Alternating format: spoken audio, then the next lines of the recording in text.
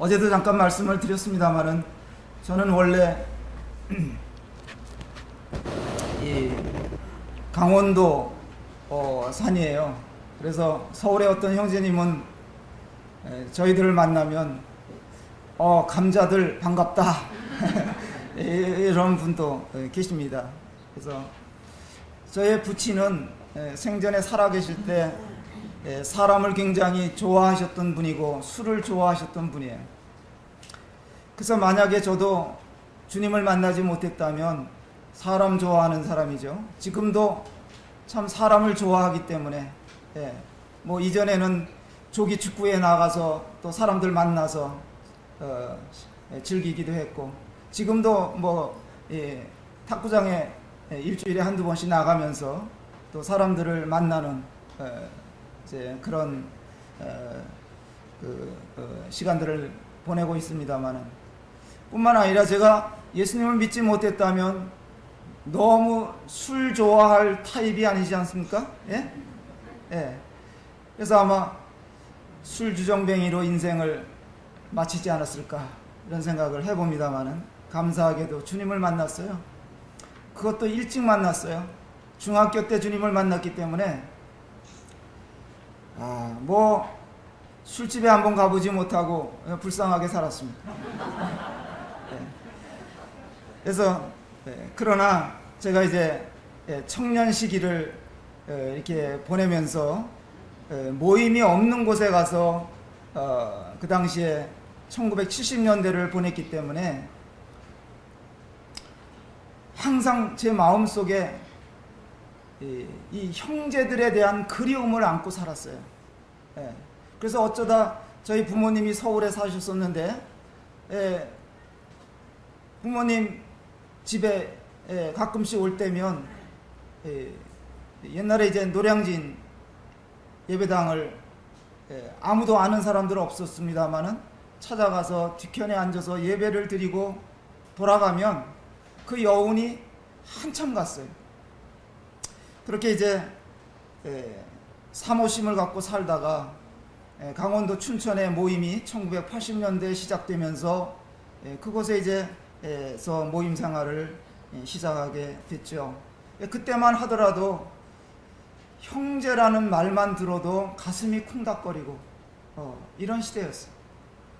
근데 지금은 너무 형제들이 많아서 그런지 그때 감정이 잘 안 느껴지는 것이 애석할 뿐입니다. 그래서 어제는 히브리서 11장과 12장에서 말씀을 좀 교재 드렸는데, 어제 저녁에 와서 이야기 들어보니까 아마 히브리서 11장을 암송하고 계시다 그래요, 여기서. 그래서 참 또 감사한 일이 아닌가 이런 생각을 해보게 됩니다. 그래서 히브리서 11장을 교재에 드리면서 믿음에 대해서 우리가 살고 있는 시대가 정말 여러 면에서 위기의 시대인데, 이러한 때에 우리가 어떤 믿음을 가지고 살아야 되느냐, 또 이 믿음이라는 것은 그 선진들의 믿음의 일면을 들여다볼 때 그들은 큰 대가를 치르면서까지 믿음의 삶을 살았다는 것을 이렇게 교제해 봤습니다. 지금은 너무나 믿음보다는 이성을 앞세우고 지식을 앞세워 가는 세대가 아닌가 이런 생각을 해보면서 오히려 믿음보다는 불신이 팽배한 이런 시대입니다. 복음을 전해도 일전에도 그런 경험을 했습니다. 제가 이 탁구장에서 만난 사람들에게 이제 기회가 주어지면 식사도 같이 하면서 이 복음을 이제 전하려 치면 어떤 분이 대놓고 저보고 신천지가 아니냐 그래요. 참 우리를 보는, 복음을 전하려 치고 주님을 말하려고 치면 사람들이 이런 시각으로 우리를 본다는 것이 너무나 참 통탄스러울 때가 있습니다마는, 그럼에도 불구하고 우리는 믿음으로 살아가는 것이다 하는 것을 말씀을 드렸습니다. 또 12장에서는 소망에 대해서 말씀을 드렸는데, 참 소망으로 산다면 이것은 인내가 요구되는 삶이다.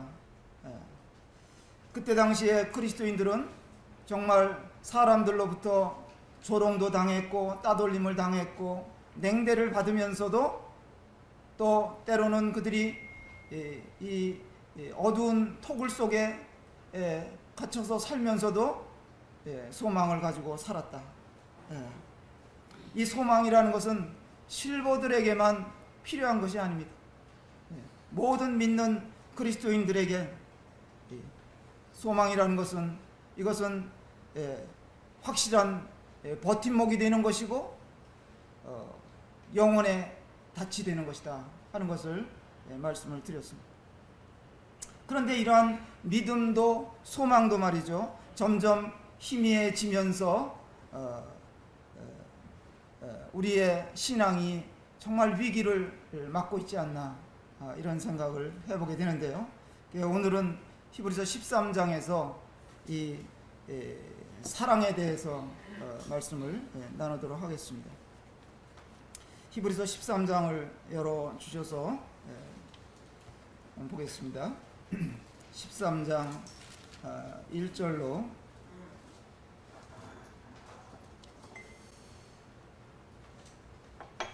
3절까지, 물론 마스크들을 쓰셨습니다마는 같이 읽으실 수 있겠죠? 네, 한번 읽어보겠습니다. 13장 1절로 3절 읽겠습니다. 시작. 사랑 일을 계속하고 손님 대접하기를 잊지 말라. 이로써 부지 중에 천사들을 대접한 이들이 있었느니라. 너희도 함께 갇힌 것 같이 갇힌 자를 생각하고 너희도 몸을 가졌은즉 학대받는 자를 생각하라. 네, 여기까지만 읽어보고 말씀을 이어가겠습니다. 그래서 오늘 이 시간에는 면역력을 높이는 사랑이다, 이렇게 말씀을 나눠보고자 합니다. 요즘에 참 면역력 이야기가 참 많이 나오지 않습니까? 모든 질병을 이기는 힘이 면역력에 있다, 이런 얘기를 참 많이 듣습니다. 그래서 이 면역력이 건강을 보장한다, 그렇게 얘기합니다. 그런데 생각해 보니까 면역력을 최고로 높이는 것이 있다면 그건 사랑이다, 그런 말씀을 드릴 수 있습니다. 사랑하면, 우리가 사랑하게 되면 몸과 마음이 반응을 일으키게 돼 있어요. 그게 굉장히 중요한 것입니다. 자, 일반적으로 사람들이 생각할 때 면역력을 높이려면 뭐를 해야 된다고 말합니까? 어떻게 하면 면역력을 높일 수 있다 그래요? 먹는 걸 잘 먹어야 된다 그리고, 또 먹는 것도 따뜻한 거, 더운 것을 물도 더운 물을 마셔야 된다. 또 단 것을 즐기면은 안 된다. 그런 얘기도 들었습니다. 영양가 있는 것을 먹어야 되고, 그 다음에 적절한 운동을 해야 되고, 그 다음에 또 햇빛과 이런 잠을 충분히 잘 자야 되고, 이런 것들이 다 면역력을 높이는데 절대 필요한 것들이다 하는 이야기들을 이구동성으로 하고 있습니다. 찬 것을 즐겨하면은 체온이 내려가게 돼 있는데, 이렇게 체온이 내려가면서 몸이 냉해지면 신진대사의 활동이 줄어들기 때문에 건강에 위험이 따른다, 그런 얘기들을 들었습니다. 그래서 이제 우리가 살아가면서 가장 중요한 주제가 있다면 이것은 바로 사랑이라는 것입니다. 특히 형제의 사랑에 대해서 알고 나면 이게 너무 소중한 것이라는 것을 절실하게 깨닫게 되는 거예요. 제가 강원도 모임이 없는 곳에 가서 살 때에 어쩌다가 1년에 한두 번 어떤 형제님이 저 소문을 듣고, 여기도 믿는 형제가 살고 있다는 소문을 듣고 지나가시다가 들리셨던 때가 있었어요. 그럴 때 저 같은 자를 찾아와줘서 몇 마디 교제해 주고 가시면 그게 너무 고마운 거예요. 그래서 제가 그런 경험이 있기 때문에 이 과거에는 제가 강원도 지역에, 춘천 인근 지역에 군 생활을 하는 형제들을 종종, 그런 형제들의 소식을 들으면 찾아가서 면회도 하고, 또 외박 신청을 그전에는 그게 가능했어요. 외박 신청을 해갖고 데리고 나와서 주일날 함께 예배 드리고 또 태워다 주고 이런 일을 참 많이 했어요. 예. 여기 뭐 준식이 어머니와 계신지 모르지만 준식이도 춘천에 군대 생활할 때 제가 같이 가서 만난 적도 있고, 뭐 이게 전국에서 여러 형제들이 강원도 지역에 오면 찾아가서 면회도 신청해서 만나기도 하고 이런 것을 즐겨 했습니다, 제가. 그런데 그런 걸 지금은 이제 상황이 참 많이 변해가지고 여러 가지가 그렇습니다만은, 그래서 형제 사랑을 알고 나면, 경험하고 나면 이게 정말 소중하다는 것을 느끼게 되는 거예요. 그래서 여기 말씀해 보면 첫 번째 1절 말씀에 형제 사랑하기를 계속하고 하는 말씀이 나오잖아요. 지금까지 해온 것인데 어떤 이유로 인해서 멈출 위기가 있었는지 모르겠습니다. 그렇기 때문에 계속하라, 이런 말씀을 하고 있고요. 2절에 보면 손님 대접하기를 잊지 말라. 형제 사랑이라는 것에 있어서 구체적인 실증이 있다면 이것은 형제를 대접하는, 물론 형제 속에는 자매도 들어가 있겠죠. 우리 형제 자매들이 서로 챙겨주고 접대하는 이런 그 마음가짐으로 사는 것이 참 필요하다. 그 다음에 세 번째 3절에 보면 너희도 함께 갇힌 것 같이 갇힌 자를 생각하라 하는 말씀이 나옵니다. 요즘 전염병 때문에 갇힌 자들이 있어요. 물론 선교지도 다 그런 소식들이 종종 올라오고 있습니다만은, 여기도 뭐 몇 주간이라도 가정 예배들을 이렇게 드리셨잖아요. 모이지 못하고. 다 그렇습니다. 저도 그렇게 가정에서 몇 주 식구들하고 이렇게 예배를 드리면서 이렇게 지나다 보니까 어떤 생각이 났냐면, 다른 그 소수로, 아주 소수로 모이는 성도들의 마음을 헤아리게 됐어요. 강원도에는 모임이 10여 개 있습니다만은, 어떤 모임은 아주 그냥 적은 숫자, 5손가락을 꼽는 그런 모임들도 있단 말이에요. 그분들은 1년 내내 그 식구들이 모여서 예배 드리는 거예요. 그러다 어쩌다 또 손님이 한 분 오시면, 형제가 한 분 방문해 주면 그렇게 기뻐하고 그분들의 마음을 조금은 헤아릴 수 있게 됐다 하는 것입니다. 당시에는 복음을 전하다가 갇힌 자들이 있었단 말이에요. 믿는다는 이유로 쫓겨난 삶을 사는 사람들도 있었단 말이죠. 그런 자들을 입장에서 생각해보라, 같이 생각해라, 이런 권면을 받고 있습니다. 여기 그렇게 2절에 보면 손 대접하기를 잊지 말라고 말했고, 그러다가 부지 중에 천사들을 대접한 이들이 있었다. 구약에 이제 그런 사건이 있었겠죠. 아브라함이 그랬는지도 모르겠습니다. 부지 중에 우리는 일상적으로 형제 자매들을 어떤 마음으로 대하냐, 주님을 만난 것 같이 주님 생각하면서 주님 안에 주님의 피로 하나 된 이런 느낌을 가지고 가족처럼 대한다는 것은 참 중요한 것이다. 그래서 우리가 사랑하는 일에 실패하면 다른 것에 뛰어나게 활동을 한다 하더라도 의미를 잃어버리게 되는 거예요. 그래서 1절에 형제 사랑하기를 계속하라. 그래서 사랑은 받아본 사람이 또 다른 사람을 사랑할 수 있지 않느냐, 이런 생각을 해봅니다. 주님의 사랑, 형제의 사랑은 경험해 봐야만이 정말 그 의미를 알 수 있다. 사랑은 여자들에게만 의미가 있는 것이 아닙니다. 여자들만 사랑 때문에 울고 사랑 때문에 웃는 게 아니에요. 남자들도 남자들도 웁니까? 남자들도 울어요? 남자들도 우는 사람들이 있어요. 누가 울었느냐? 성경에서 통곡한 사람이 있어요. 누가 통곡을 해봤어요? 베드로가 그랬어요. 베드로가 통곡한 때가 있어요. 그가 도대체 뭐 때문에 울었느냐?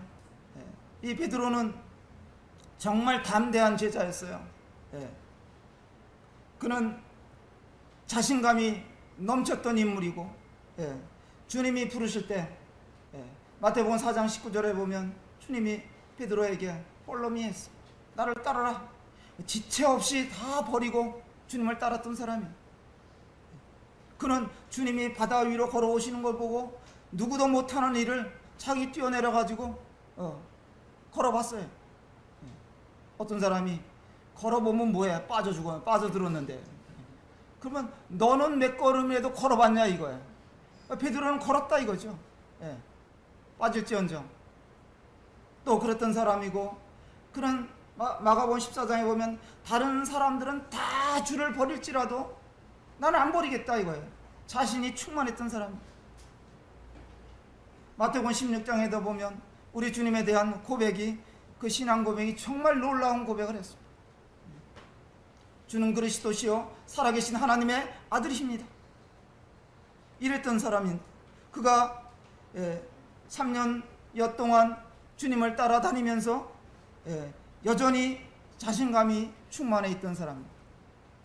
그런데 마지막 순간에 우리 주님이 사람들에게 끌려가시는 모습을 보고, 또 신문을 당하는 모습을 보고,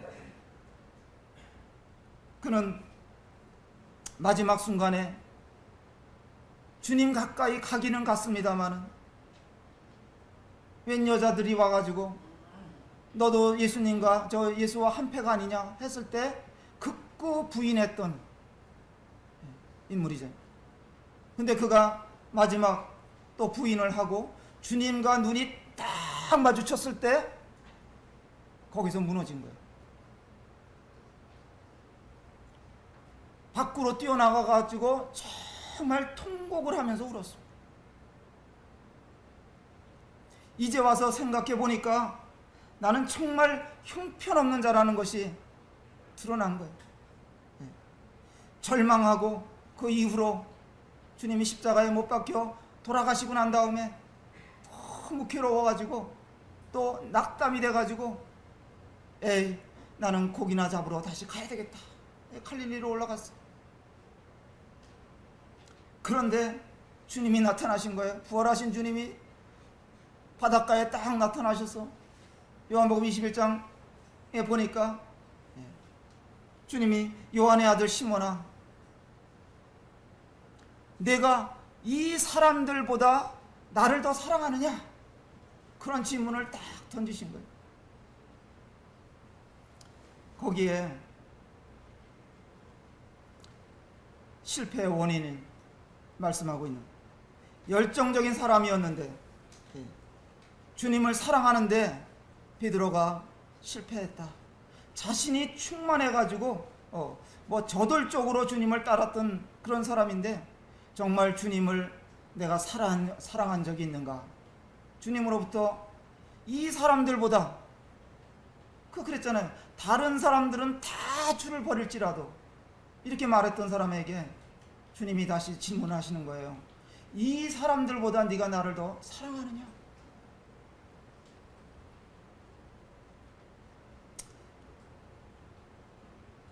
오늘 이 시간에 이런 부분을 생각해 보면서 참 주님께 감사를 드립니다.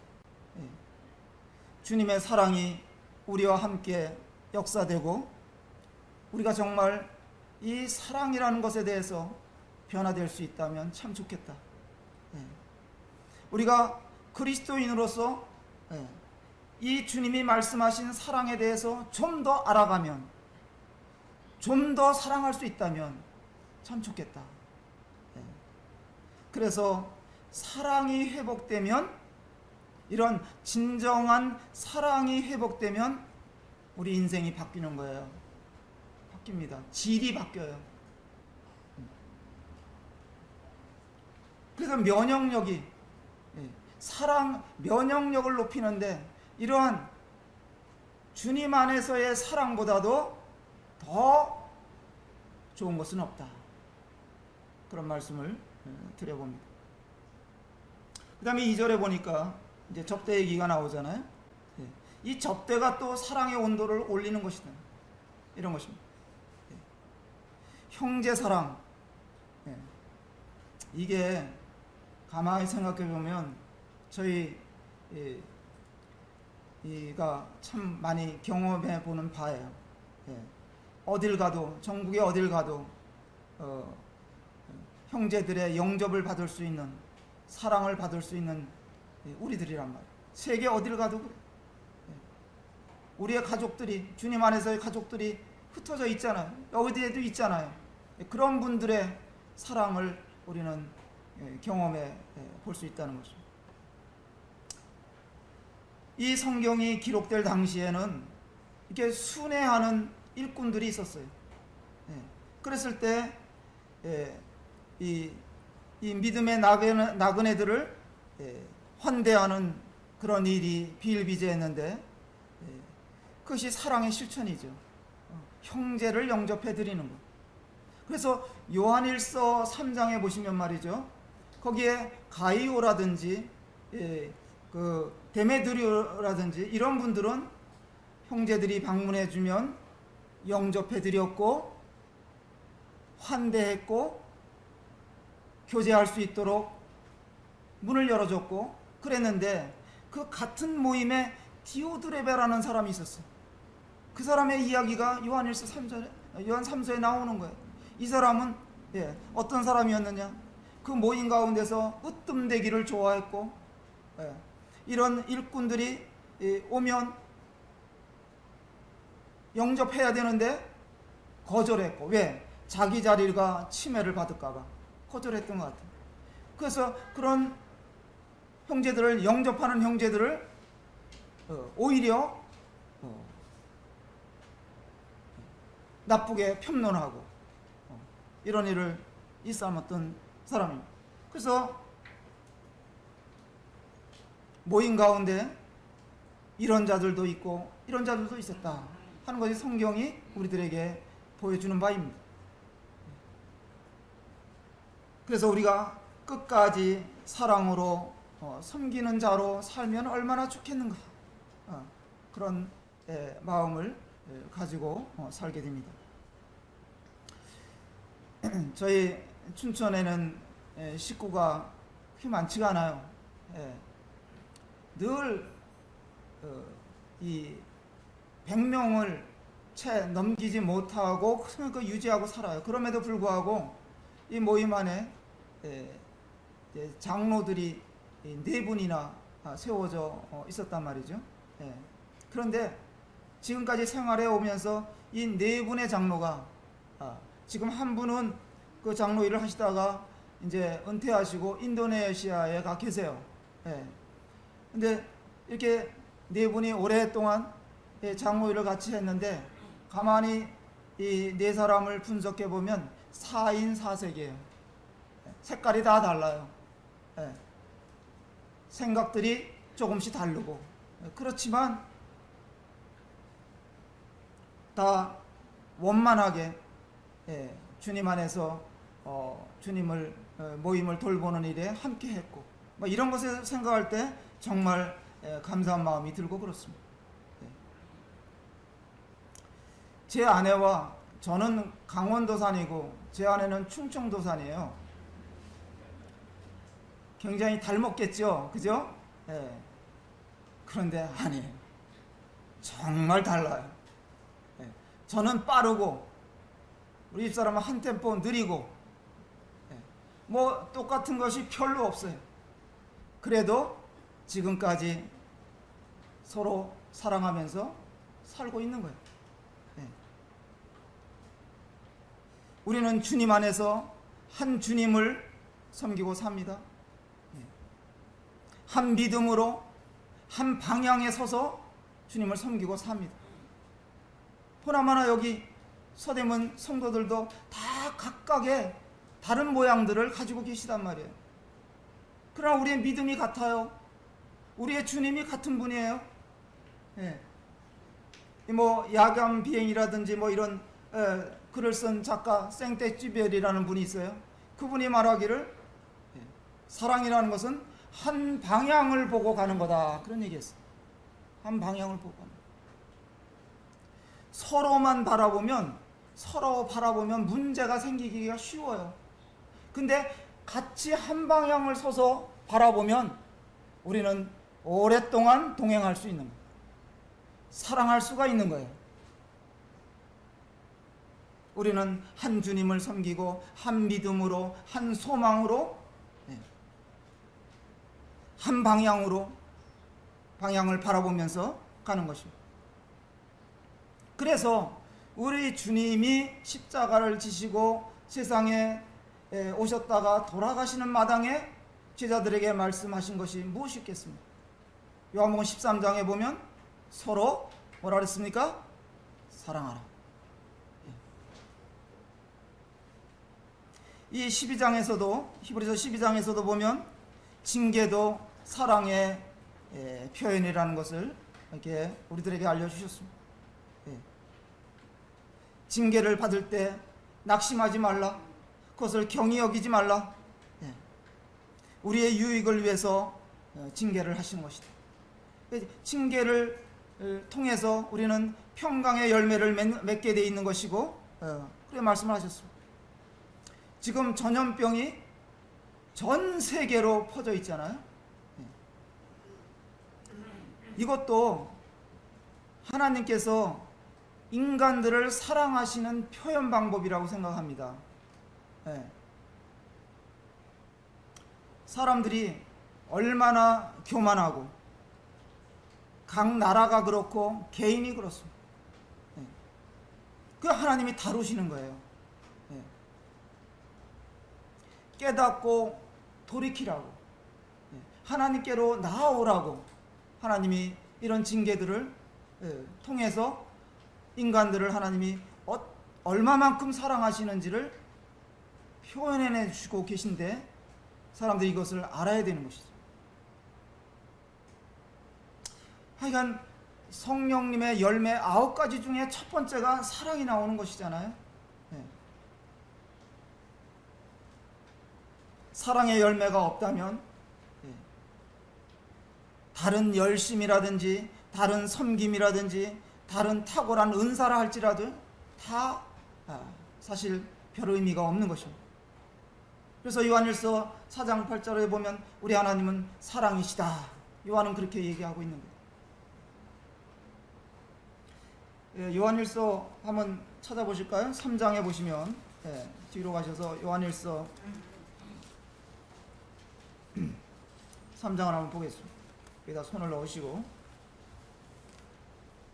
요한일서 3장 13절서부터 18절까지 이것도 우리 한번 같이 읽어보면 좋겠습니다. 시작. 형제들아, 사랑이 너희를 미워하여도 이상히 여기지 말라. 우리는 형제를 사랑함으로 사망에서 옮겨 생명으로 들어간 줄을 알거니와 사랑하지 아니하는 자는 사망에 머물러 있느니라. 그 형제를 미워하는 자마다 살인하는 자니 살인하는 자마다 영생이 그 속에 거하지 아니하는 것을 너희가 아는 바라. 그가 우리를 위하여 목숨을 버리셨으니 우리가 이로써 사랑을 알고 우리도 형제들을 위하여 목숨을 버리는 것이 마땅하니라. 누가 이 세상의 재물을 가지고 형제의 궁핍함을 보고도 도와줄 마음을 닫으면 하나님의 사랑이 어찌 그 속에 거하겠느냐. 자녀들아, 우리가 말과 혀로만 사랑하지 말고 행함과 진실함으로 하자. 사랑은 느낌이 아닙니다. 사랑은 감정이 아닙니다. 사랑은 쾌락이 아닙니다. 사랑이라는 것은 다른 사람, 옆 사람을 위해서 자신을 희생할 수 있는 것이 사랑이에요. 입에다가 맨날 꿀만 바르고 사랑한다 사랑한다 하면서도 실제적으로는 그 행함에 있어서는, 실천에 있어서는 그것을 나타내지 못하면 그것은 의미가 없는 것이죠. 제 아내가 언젠가는 저보고 나를 사랑하느냐는 질문을 했어요. 그건 무슨 얘기냐면 제가 한 번도 사랑한다 소리를 안 해봤기 때문에 그런 거겠죠. 그 다음에 또 한 번 그런 얘기를 해요. 그래서 가만히 생각해 보니까, 그럼 당신은 나를 사랑하느냐 제가 그랬어요. 나도 사랑한다 소리를 못 들어봤거든요. 네. 저는 어떤 마음이냐, 내가 아내를 위해서 모든 것을 다 해주고 산다고, 나는 헌신적으로 해주고 살기 때문에 나는 당연히 사랑한다, 그렇게 생각하고 살았던 거예요. 근데 사람들은 에이, 말이 정말 중요한 거야, 그렇게 얘기하는 분들이 많아요. 그래서 제 아내가 제일 좋아하는 형제가 있어요, 우리 모임에. 그 형제는 아주 사랑한다 소리를 입에 달고 살아요. 그 형제가 노상 좋다는 거라.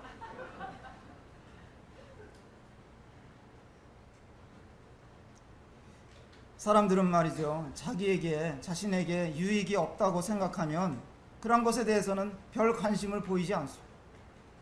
사랑도 그런 것 같아요. 자기의 유익을 추구하는 그런 모습.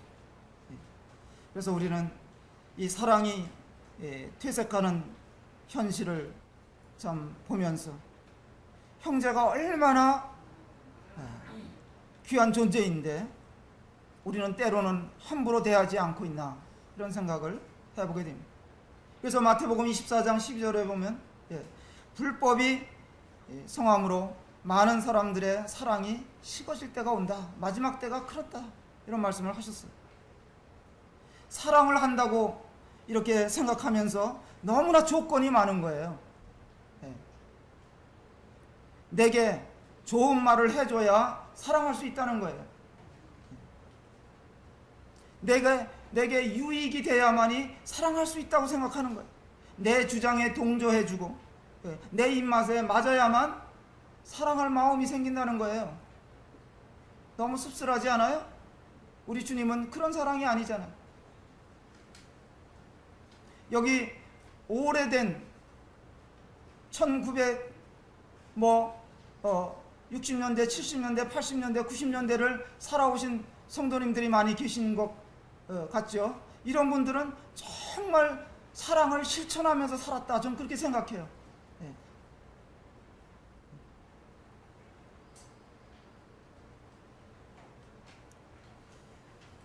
여기 히브리서가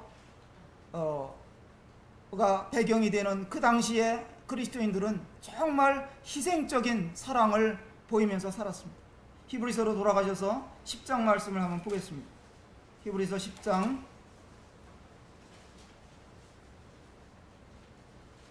32절 말씀 읽어드리겠습니다.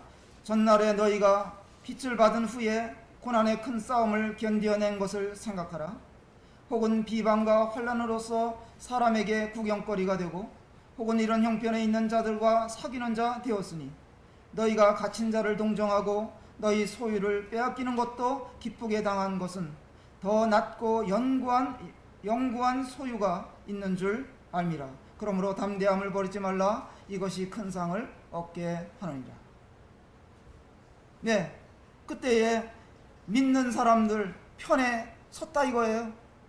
네.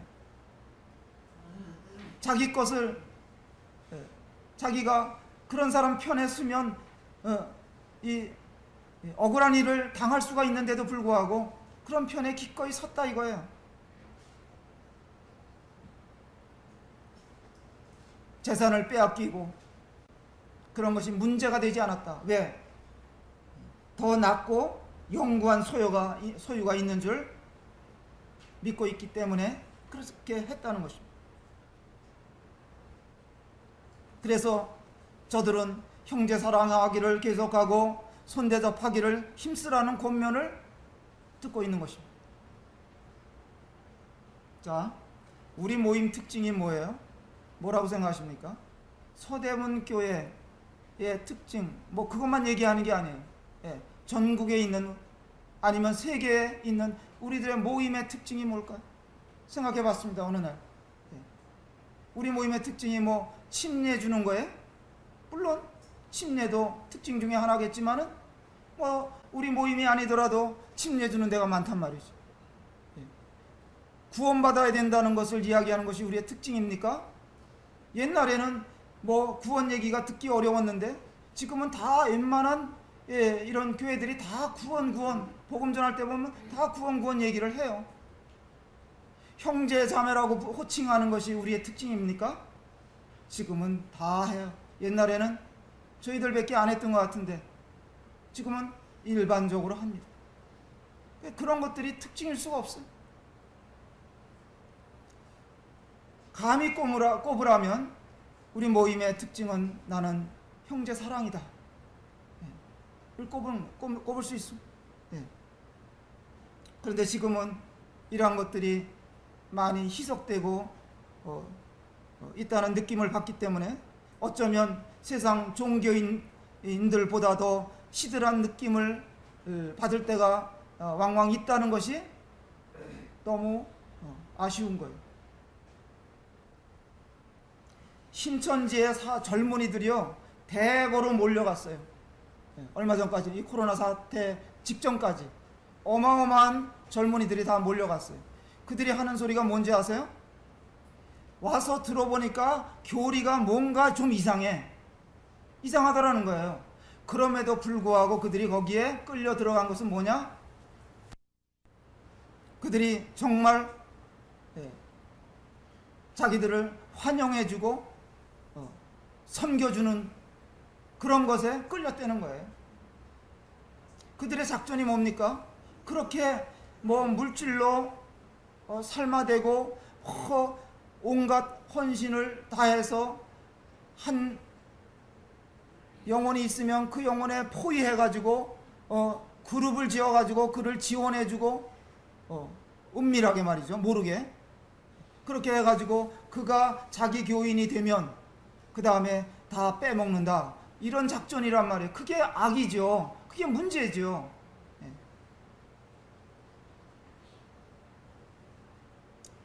그러나 우리는 그렇지 않잖아요. 우리의 순수한 형제사랑은 그런 게 아니란 말이에요.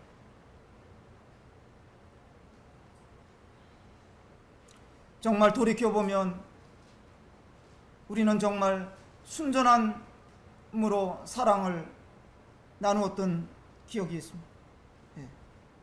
형제를 위해서라면 기꺼이 내 자신을 내놓을 수 있는 그런 사랑이었다고 기억을 합니다. 제가 지금보다는 좀 더 젊었을 때는 정말 여러 가지로 부족했습니다. 이 말씀의 지식도 부족했고 또 복음을 전할 때도 지금과 같이 이렇게 뭐 정말 이상한 말일지 모르지만 복음을 쪼개가면서까지 이렇게 전하지 못했어요. 우리는 그 전에 일 죄가 뭐고 이 돌이킴이 뭐고 뭐 이런 식으로 세분화 시켜가면서 복음 전하지도 못했는데 그러나 그때는 또 경제적으로도 정말 빈약했고 이런 환경에서도 모이기를 힘썼고 말씀을 사모해서 모였고 형제를 만나면 정말 기뻐했고 그때는 순수한 믿음이었다고 생각합니다. 계산적이지가 않았어요. 어떻게 그렇게 살 수 있었는가? 어떻게 그렇게 또 많은 영혼들을 얻을 수 있었는가? 성령님께서 그 시대에 그렇게 우리를 통해서 역사에 오셨다고 밖에 설명할 길이 없어요. 주님이 성경에서 에베소 교회에 대해서 말씀하신 것을 우리가 다 알고 있습니다. 정말 에베소 교회는 훌륭한 모임이었어요. 그들은 열심을 보였고, 수고를 아끼지 않았고, 또 인내도 했고, 분별력에 있어서도 탁월했고, 얼마나 부지런했는지에 대해서도 말씀하고 있습니다. 정말 모범적이고 이상적인 모임이었는데 한 가지를 주님이 지적하셨잖아요. 뭐였습니까? 처음 사랑을 버렸다. 우리가 이런 얘기를 하면 그건 누가 모르느냐 그래요. 그렇게 생각할 수 있어요. 다 아는 것이지만 그런 것이 사랑해야 되는데, 형제를 사랑해야 되는데 잘 안 된다 이거예요. 여기서는 잘 알고 있는데 이 마음이 냉랭해져 있는 모습을 발견할 수도 있고, 이게 손발로 안 가는 게 문제다 이거예요.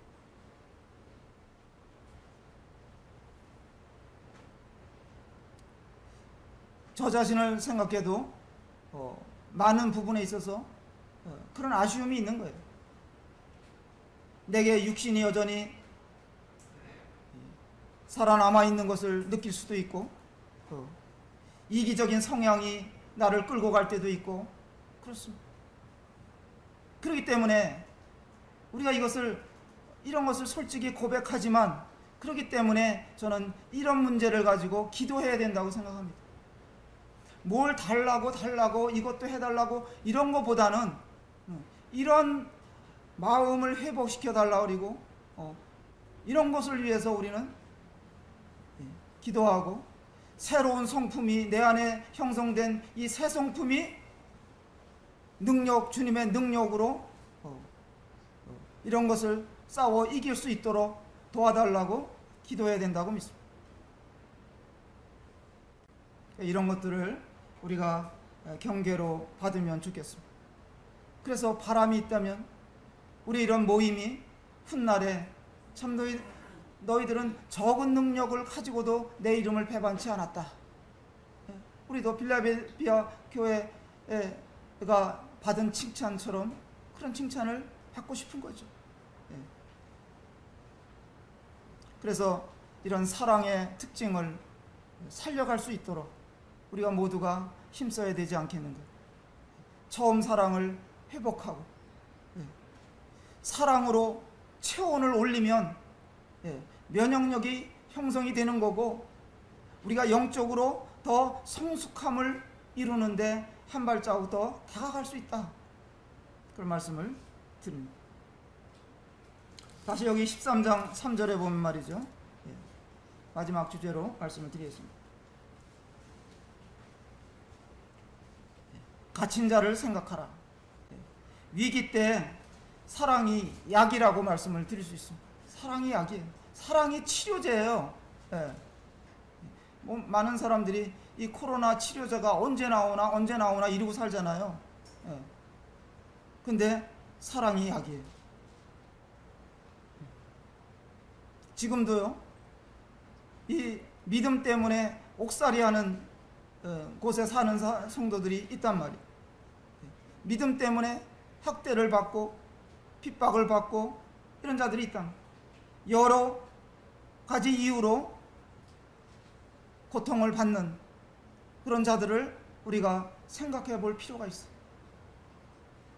그래서 이 13장에는 실제적인 권면들이 여기 들어가 있는 것입니다. 1절에 형제 사랑을 계속하라 그랬고요, 2절에 손대접하기를 잊지 말라 그랬고, 3절에 갇힌 자, 학대받는 자를 생각하라고 말씀하셨고, 4절에 보면 가정이나 결혼 생활을 귀히 여기라고 말씀하셨고, 5절에는 뭐가 나옵니까? 돈을 사랑하지 말고 있는 바를 족한 줄로 알라고 말씀하셨고, 7절에 또 말씀을 가르치는 인도자들을 생각하고 또 본받으라는 권면도 이들이 받고 있는 것입니다.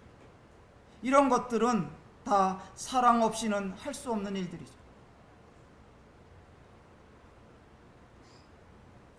문제는 내게는 그런 것들을 실천할, 사랑할 능력이 없다는 데 문제가 있지 않습니다. 스스로는 영적 면역력을 올릴 방법이 없습니다. 해답은 사랑의 주님을 바라보고 생각하고 기도하는 것뿐이다. 왜? 8절에 보면 예수 그리스도는 어제나 오늘이나 영원토록 동일하시다고 말씀하고 있습니다.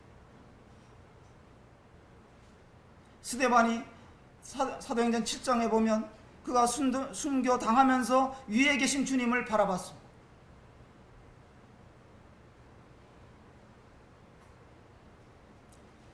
처음 우리가 주님을 믿었을 때 정말 감사했고 마음이 뜨거웠고 전부 드려도 아깝지 않다는 생각을 하셨을 겁니다. 침례 받기 전에 되게 다 간증하는 거 보면 요즘에는 양상이 조금 뭐 이렇게 변한 모습도 있기는 있어요. 그러나 이전에 구원 간증들을 들어보면 그때는 정말 주님만을 위해서 살고 싶은 마음이 막 보였어요. 간증에 묻어났어요. 아마 오래전에 구원받았던 성도님들은 제가 이런 표현을 할 때 다 공감하실 거예요. 나도 그랬다. 그때는 정말 모임에 가서 형제들 얼굴만 봐도 참 뜨거웠고 말씀을 들으면 더 듣고 싶고 요즘에는 맨날 시계만 쳐다봐. 제가 지금 50분 맞추려고 지금 아주 발버둥을 치는 거예요. 옛날에는 누가 시키지 않아도 전도했어요. 뭐 전도부가 무슨 전도부가 있었어요. 다 했단 말이에요. 미쳤다 소리 질러도 상관하지 않았어.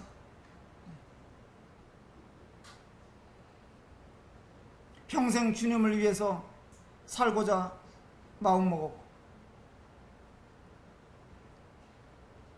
그때는 그저 다 사랑스럽고 다 귀했고 다 내 식구처럼 여겨졌고 싫은 사람이 없었어요.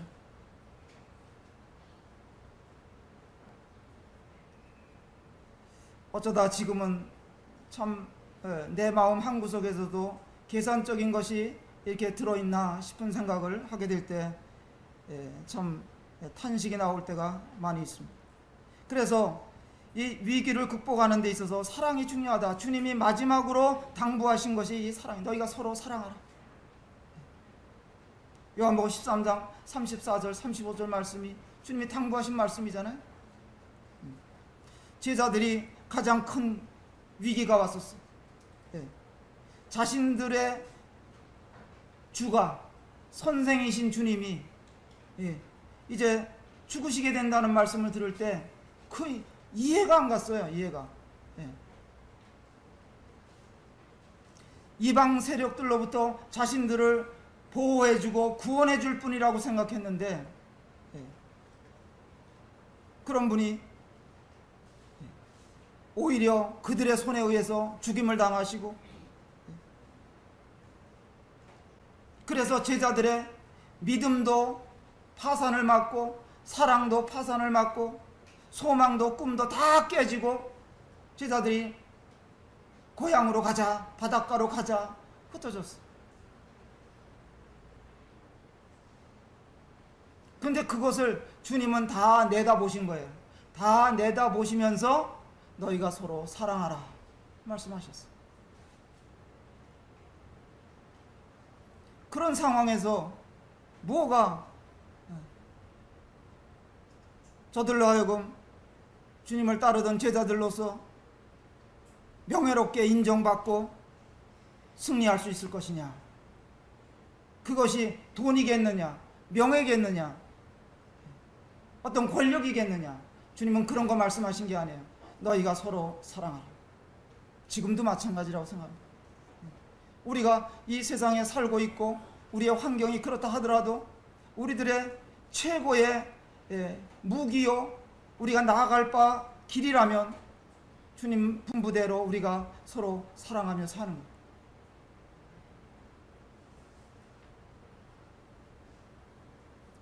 이런 위기 때 가장 좋은 치료제는 주님 안에서의 사랑이다. 이 사랑을 얘기할 때 그 사랑의 대상을 생각할 때 뭐 거창하게 생각할 필요 없어요. 나는 세계를 사랑한다. 예.